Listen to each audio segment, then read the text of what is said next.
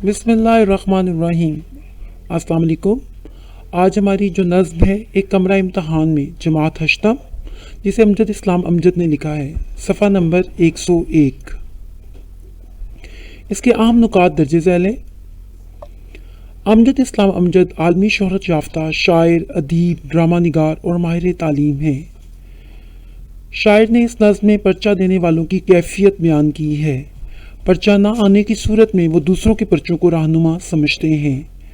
شاعر امتحان گاہ میں طالب علموں کی نقل کے طریقوں سے لطف اندوز ہوتے ہیں۔ امتحان گاہ کے پرچوں کے کچھ سوال لازم ہوتے ہیں، لیکن زندگی کے پرچے کے تمام سوال لازم اور مشکل ہوتے ہیں۔ بند نمبر 1، جس کا پہلا مصرع ہے بے نگاہ آنکھوں سے اور آخری مصرع اس بند کا ہے دیکھتے ہی جاتے ہیں۔ شاعر اس بند میں کہتا ہے، ان طالب علموں کی کیفیت بیان کرتے ہوئے کہتا ہے کہ وہ طالب علم جو بغیر تیاری کے کمرہ امتحان گاہ میں آتے ہیں، وہ جب پرچہ ان کے سامنے آتا ہے تو وہ حیرت سے پرچے کو دیکھتے ہیں، بے نگاہ آنکھوں سے سوالات کو دیکھتے ہی جاتے ہیں اور سوالات پر لکھے ہوئے لفظوں پر انگلیاں گھماتے ہیں اور سوال نامے کو صرف دیکھتے ہی جاتے ہیں، چونکہ انہوں نے سوالات کی تیاری نہیں کی ہوتی، اور جب سوالات کو دیکھتے ہیں تو حیرت کا اظہار کرتے ہیں۔ بند نمبر 2، جس کا پہلا مصرع ہے ہر طرف کنکھیوں اور آخری مصرع اس بند کا ہے پتہ ہی مل جائے۔ اس بند میں شاعر کہتا ہے کہ جب طالب علم پرچوں کو دیکھتے ہیں، کمرہ امتحان گاہ میں جب ان کو پرچہ دیا جاتا ہے اور سوالات کے جوابات انہیں نہیں آتے، تو نظریں بچا کر کنکھیوں سے ادھر ادھر دیکھتے ہیں، کسی اور طالب علم سے سوال کا جواب مل جائے، اور جن سوالات کے جوابات نہیں آتے ان کے جوابات معلوم ہو جائیں، اور اس طرح سوالات حل کرنے کا راستہ مل جائے اور ہمارے سوالات آسانی سے حل ہو سکیں۔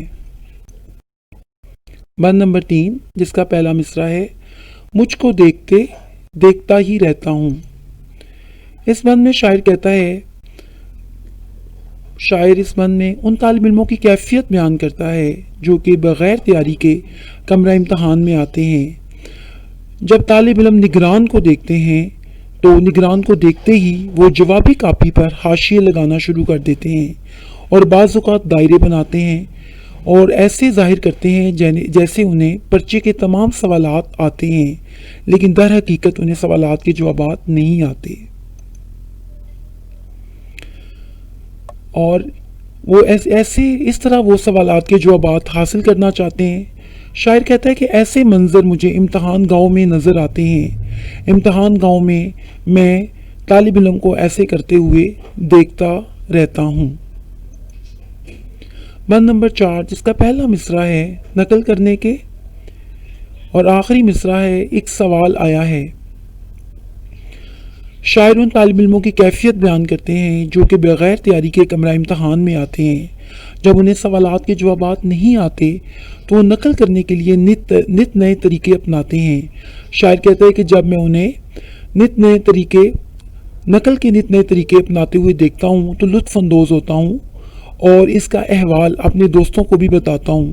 شاعر کہتا ہے کہ ایسے میں میرے دل میں ایک خیال آتا ہے اور یہ سوال آتا ہے کہ یہ مستقبل کے معمار جنہوں نے بڑے ہو کر ملک کی باغ ڈور سنبھالنی ہے، وہ کیسے نقل کے طریقوں کو اپنا رہے ہیں اور کیسے نقل کے طریقے امتحان گاہ میں کرتے ہیں۔